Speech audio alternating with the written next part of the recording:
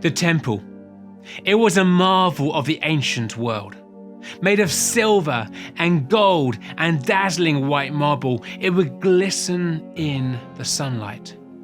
The temple was the crown of Jerusalem, but more importantly, the heart of the Jewish faith. The place where God's presence dwelt with his people.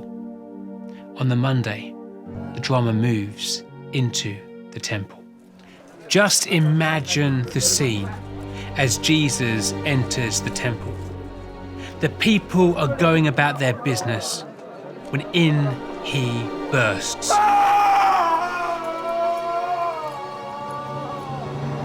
The commotion as he drives out those selling sacrificial animals, turning money tables over.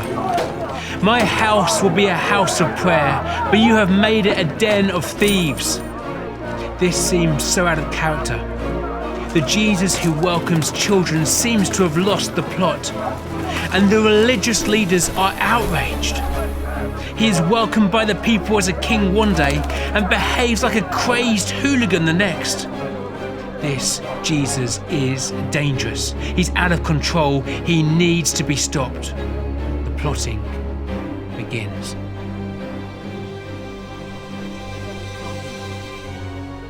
Jesus is furious. The temple was the holiest of places, the place where God's presence dwelt. It was set apart, different to everywhere else.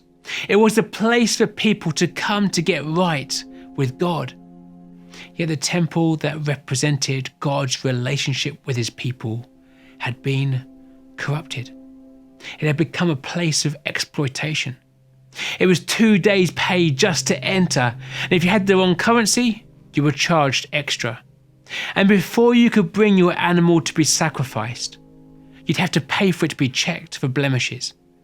And they'd usually, conveniently, find a fault and charge you up to 10 times the going rate for a different, perfect animal.